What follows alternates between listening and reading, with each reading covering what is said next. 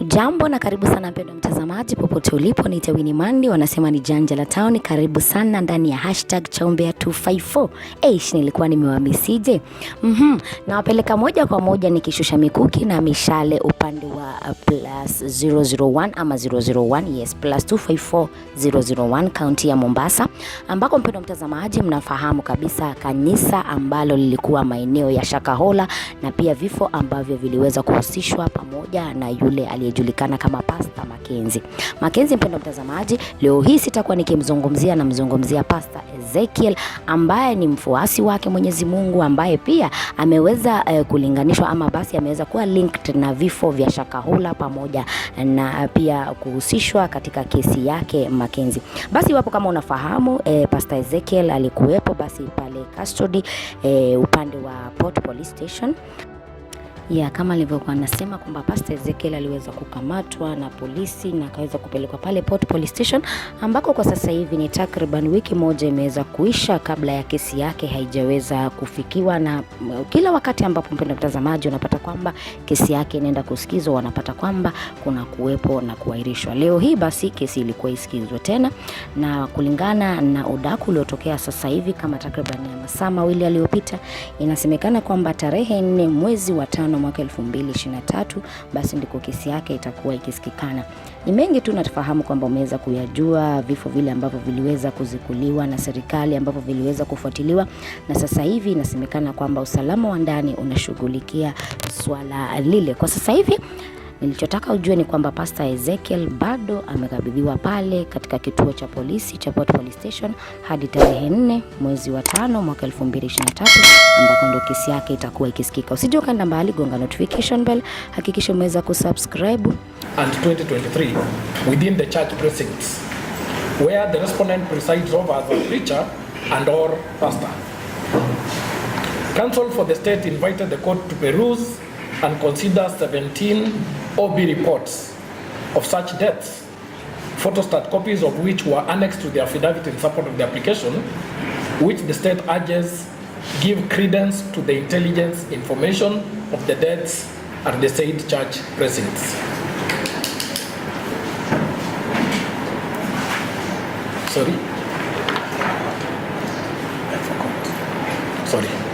The states, it was argued, has credible intelligence and or information which revealed that some of the persons who met their demise within the New Life Prayer Church precincts in Mabweni may have been interred at Shakahola Forest, currently a secured crime scene.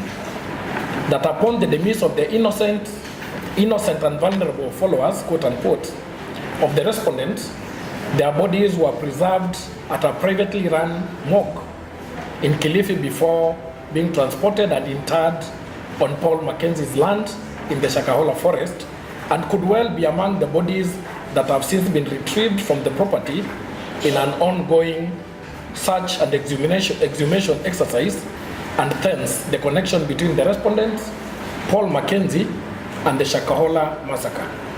It was submitted that the number of bodies being exhumed continued to increase exponentially. Learned Prosecution Counsel told the court that the police were in possession of a number of burial permits that were issued to several individuals whose names and contact appear in the said documents and were within the reach of the respondents, as they were believed to be the respondents' followers or strong believers, and the investigators therefore held reasonable apprehension that the respondent was likely to interfere with the individuals whom the state now regarded as potential witnesses. Besides, the investigators' suspicion was that the bodies of those who died at New Life Prayer Center may not have been released to their kin for interment, but may have been buried at Shakahola under quote-unquote mysterious circumstances. The court was told that although the investigators were in possession of copies of the burial permits, the same were deliberately not annexed to the affidavit in support of the motion, as the deponent thereof had the apprehension that annexing the documents was likely to endanger those potential witnesses. The state, however, explained that the same were available and would be provided to the court if the court so required. Further apprehension on the possible interference of witnesses by the respondent was expressed by the state on the basis that there may be witnesses who are yet to be identified. The state told the court that the other connection between the respondent and Paul Mackenzie was that the investigators had established that there had been a commercial transaction between the two, whereby the former had paid the latter 500,000 shillings being deposit for the purchase of a television station, Times TV, operated by Paul Mackenzie, the entire transaction amount being 3 million shillings. In urging the application, the state relied on the authority of Republican Gibson Kiplangat Bet. A citation is 2022 EKLR, in which the High Court, that is Gikonyo J,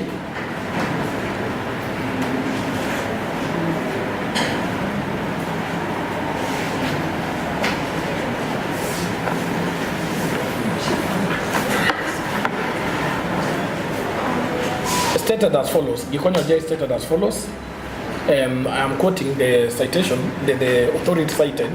Interference with witnesses. The prosecution alleges likelihood of interference with prosecution witnesses. On this ground, the court in R versus... must I go through this now that the authorities are in the hands of both parties? So I also cited R versus Patias Gichobi, which is referred to in the same authority.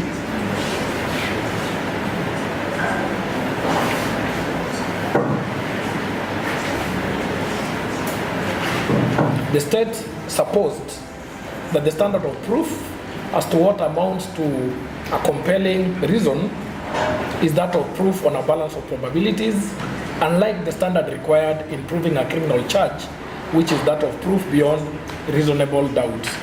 Now, to the respondent's submissions, the respondent opposed the state's application for the order sought of pretrial detention or detention before a charge for 30 days. In his view, Mr. Magolo, learned counsel for the respondent, stated that what the court was being asked to do at this stage was to suspend the right to liberty, which is protected under the Bill of Rights, yet no reasons or no tenable reasons had been placed before the court to warrant such curtailment of the respondent's liberty. Mr. Magolo took the view that the instant application was presented before this court as a desperate measure by the state and the prosecution to be seen to act in a situation of embarrassment after the nation dawned to the unfortunate event dubbed the Shakahola massacre, which counsel states or stated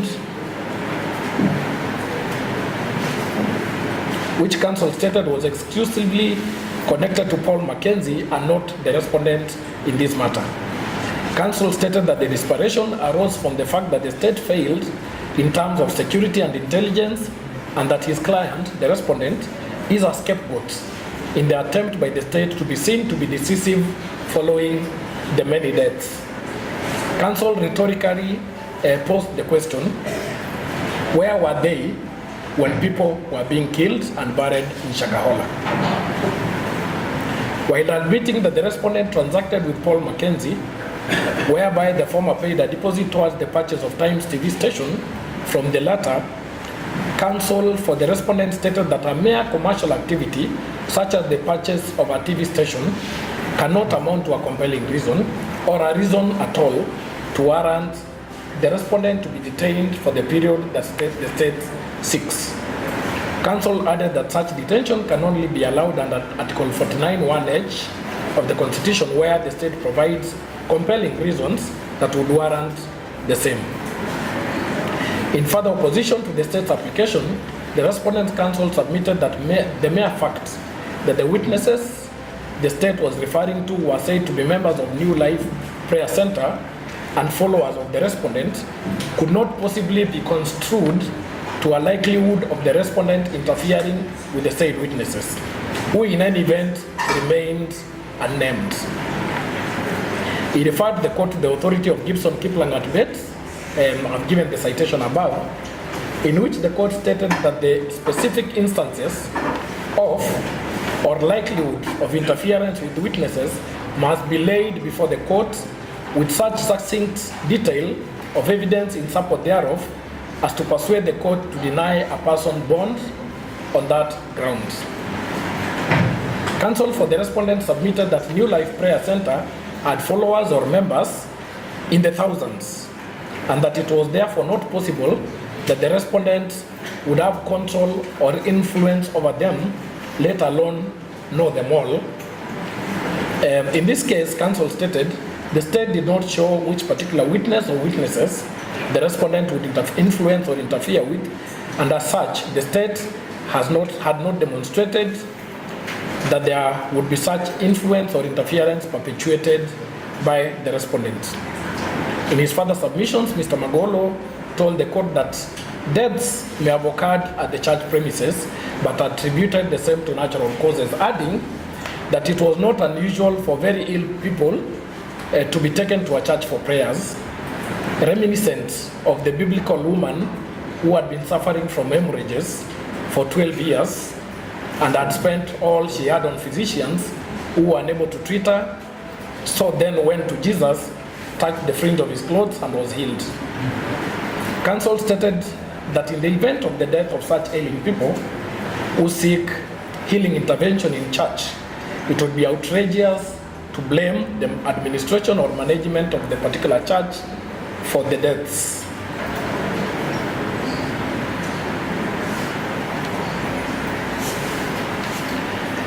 In support of the respondent's position, reliance was placed in the High Court authority of Betty Jemutai Kimeiwa and Republic 2018 EKLR, Judge Murithi, and counsel stated that the state is in such proceedings required to provide to properly indicate to the respondent the likely charges that he will face, the basis for the investigations in the form of a draft charge sheet annexed to the affidavit in support of the motion. From the authority of Betty Jemutai Kimeiwa, the court was invited to consider the view of the High Court, the view the High Court had when it expressed itself as follows, while citing the High Court decision of Michael Rotich versus Republic 2016 EKLR Kimaru J, as it then was. I will not again read what the court said because parties exchanged the authorities.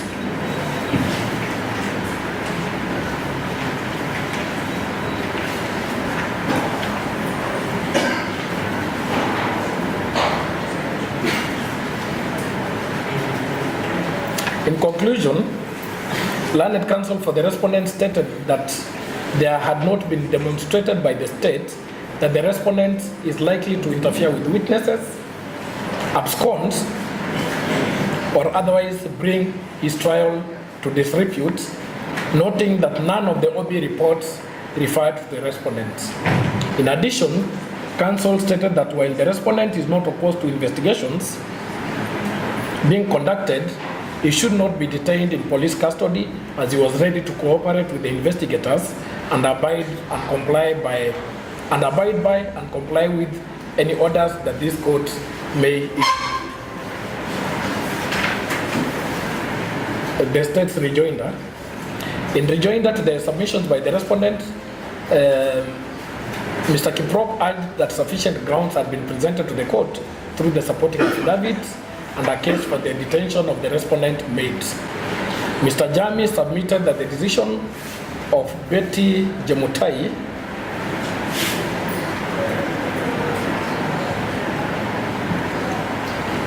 was or is per incuriam insofar as it referred to and addressed the issue of a holding charge sheet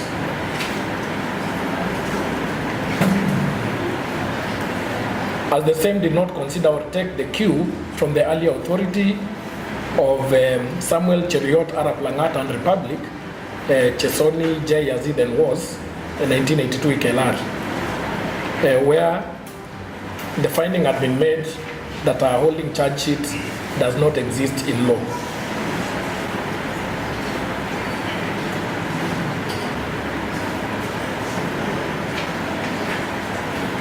So now the issues for determination. From the record, it is instructive that the state seeks orders to detain the respondent at Makupa Police Station in Mombasa County for a period of 30 days so as to enable the investigation team to complete investigations and submit the police file to the DPP for review.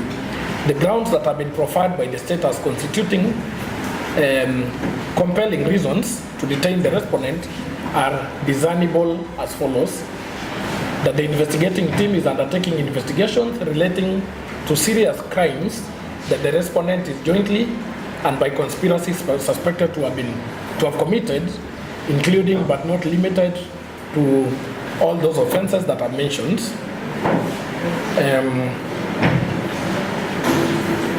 Which by nature and gravity are serious and complex and constitute compelling grounds to deny bail, in their view.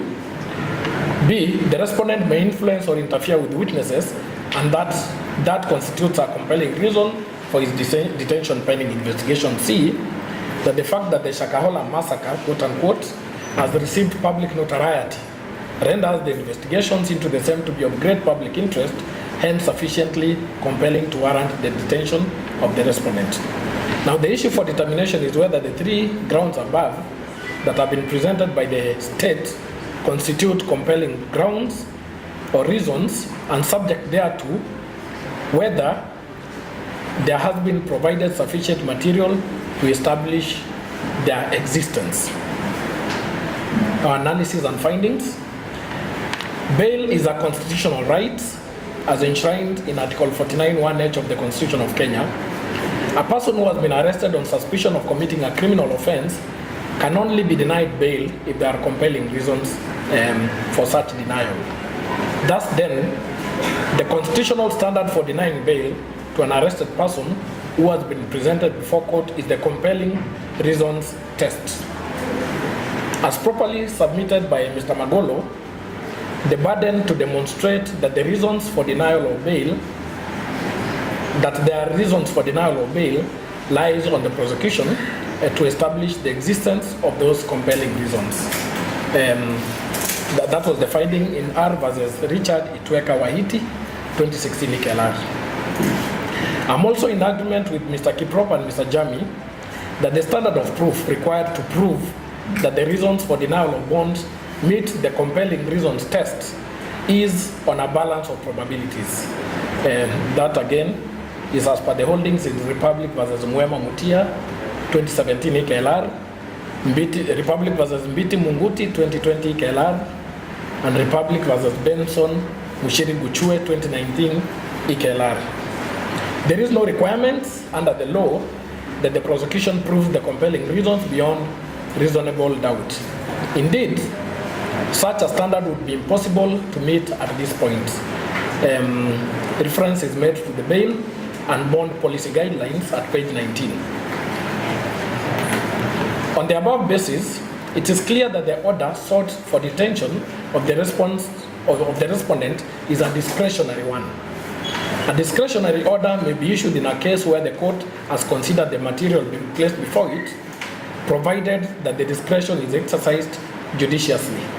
Again, see R versus Milton, Kabulit, and 60 others, 2012 EKLR.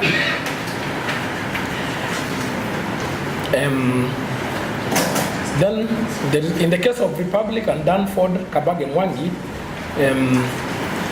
Justice Mativo set out what would amount basically to what compelling reasons would be. It's a long citation, but it's a long quote. But the case is Republic versus Danford, Kabage Mwangi, 2016 EKLR.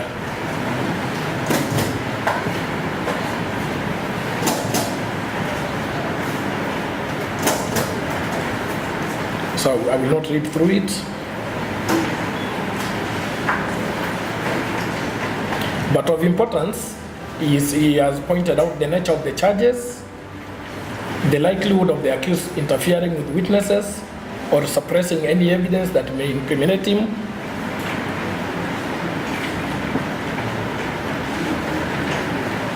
and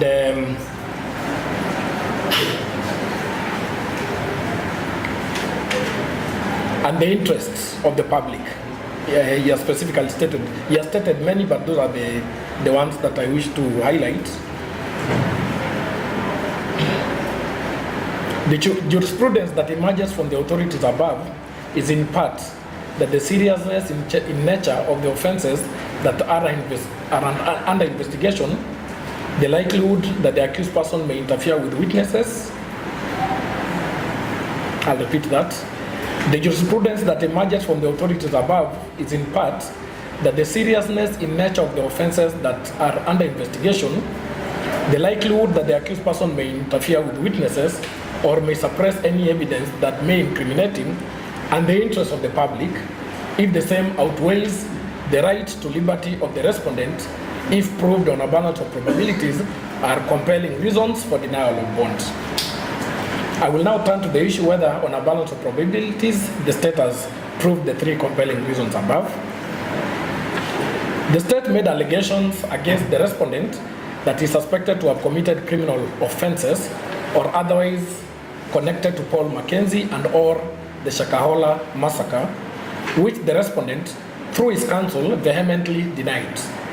It is to be remembered that this court is not at this stage conducting a trial to determine whether the respondent committed the alleged offenses or whether he has connections with Paul Mackenzie and the Shakahola massacre or not.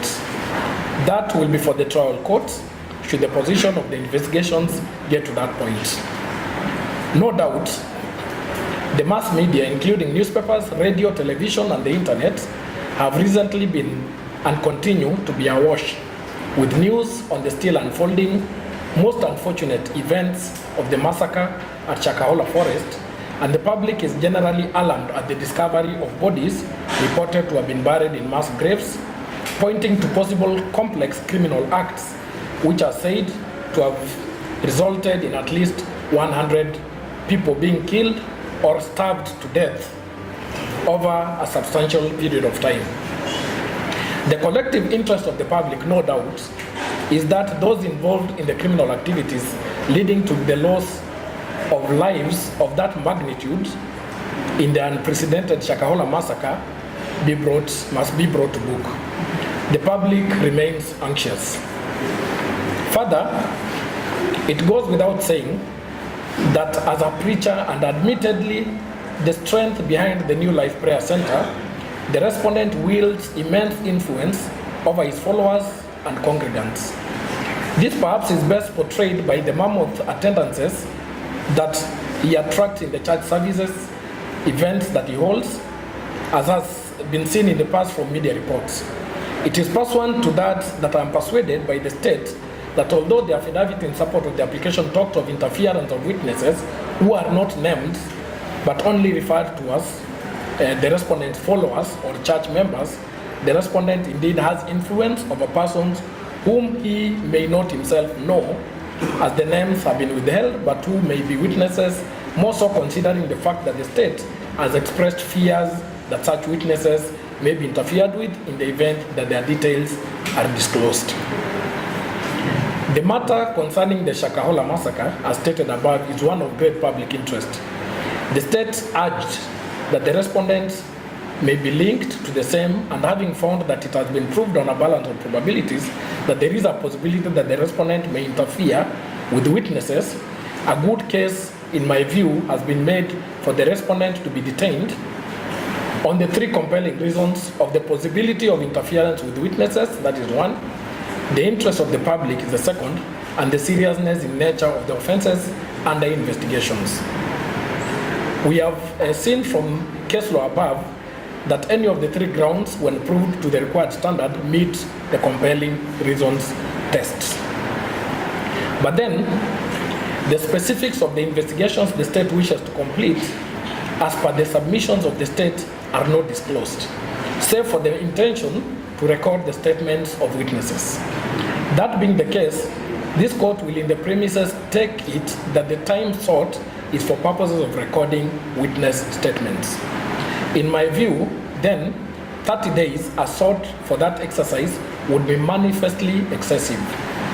I opine that it would be sufficient for the investigators to carry out the exercise in a much shorter period of time, considering that the same goes to the very root of a constitutional right, the right to liberty.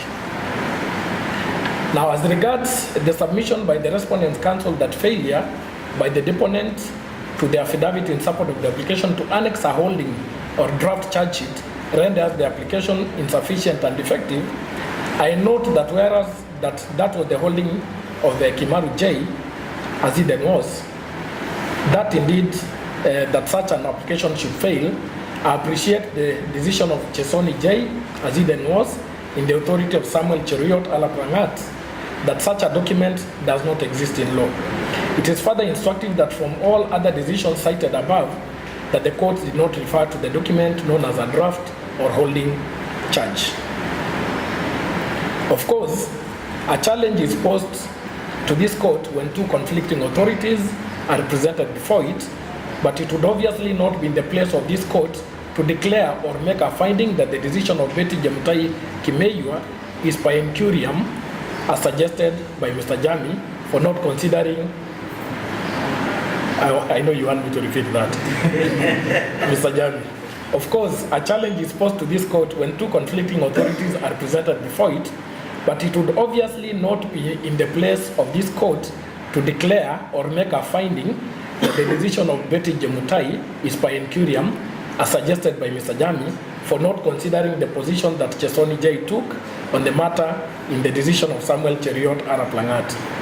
Doing so would be stepping outside the limits of my jurisdiction, more so considering that the two decisions were by courts superior to this court and courts of concurrent jurisdiction, the two courts. In my view, it is adequate that the respondent has been informed through the instant application and supporting affidavit of the reason or reasons.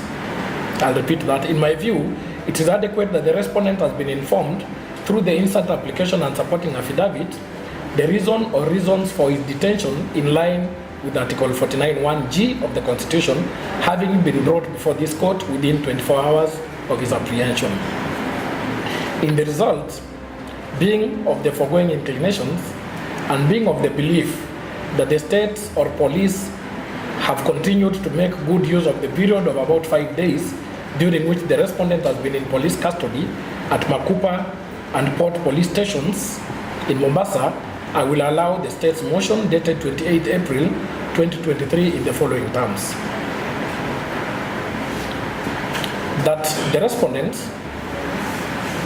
shall be detained at Port police station Mombasa for a period of 7 days, which period shall run from the 27th of April 2023, being the date that he was arrested and placed in police custody. For avoidance of doubt, the detention period herein shall lapse on the 4th May 2023 at 0900 hours. I'll repeat that. That the respondent shall be detained at Port police station, Mombasa, for a period of 7 days, which period shall run from the 27th of April 2023, being the date that he was arrested and placed in police custody, and for avoidance of doubt, the detention period ordered herein shall lapse on the 4th of May 2023 at 0900 hours. I hope that is clear. B, that this matter shall be mentioned on the 4th of May at 9 in the morning for the state to appraise the court on the status of the investigations and for further orders. C, parties to be at liberty to apply for any other appropriate, relevant and or desired orders. And orders accordingly. I say, thank you very much. We appreciate. We don't see such resource things of them. I was seeking a small clarification with the last part.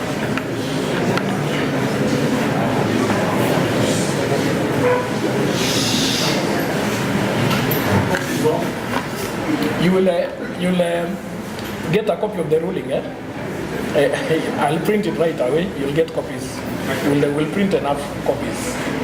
The clarification that I'm seeking, I'm sorry, is one, it is clear that we are coming before you on Thursday. That is on the 4th of May. And it is clear that you are deemed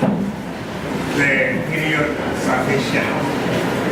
Maybe what I needed and I wish to know on record then is the circumstances on coming on Thursday.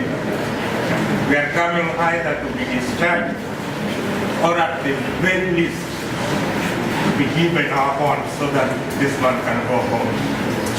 At that there will be no entertainment of any application of seeking any incarceration from my friend Mr. Johnson, because that would negate everything that we have done. If that one was to come out very clearly, then even Mr. Jami would be relieved.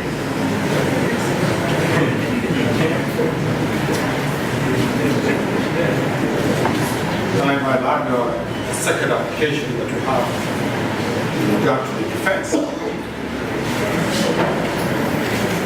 That the application that you have rendered a ruling on has no prayers to close the TV stations owned by the church.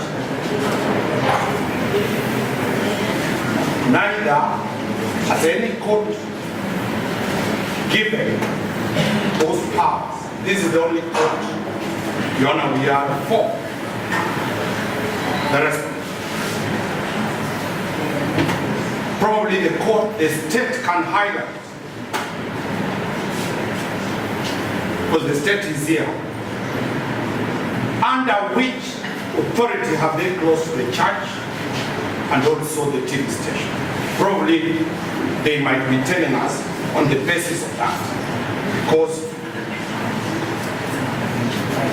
which is a fundamental right to worship.